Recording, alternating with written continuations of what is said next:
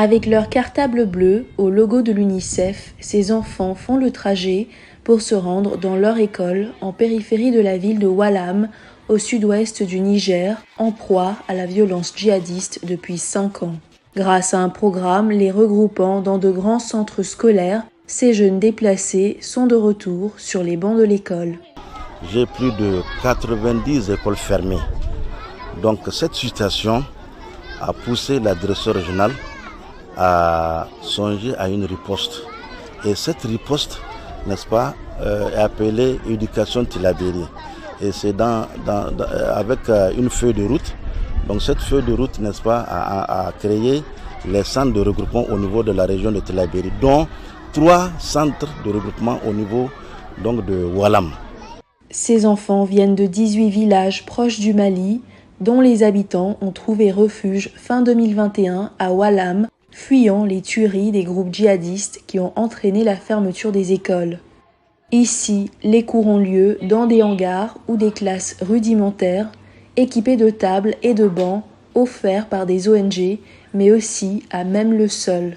Les enfants sont enthousiastes d'apprendre, mais l'euphorie du retour à l'école n'a pas effacé le souvenir des atrocités dont certains ont été témoins.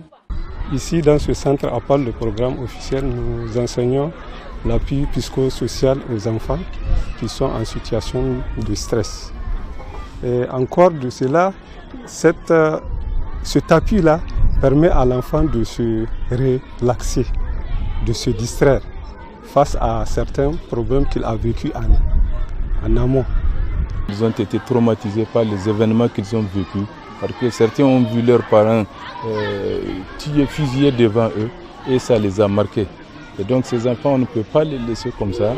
Il faut les prendre en charge pour les amener à la vie normale à travers des exercices.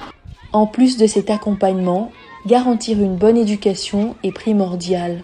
Selon Harlem Désir, vice-président d'International Rescue Committee, il est très difficile de donner accès aux enfants à une éducation de qualité. La situation pour les écoles est très préoccupante et elle devient même dramatique. Il y a plus de 890 écoles qui ont été fermées ici au Niger.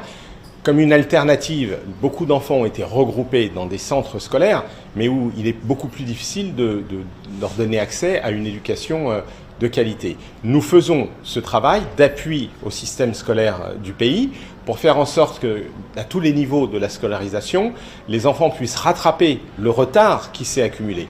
Grâce au programme de regroupement scolaire, ces enfants déplacés peuvent désormais jouer en sécurité dans la cour de leur école.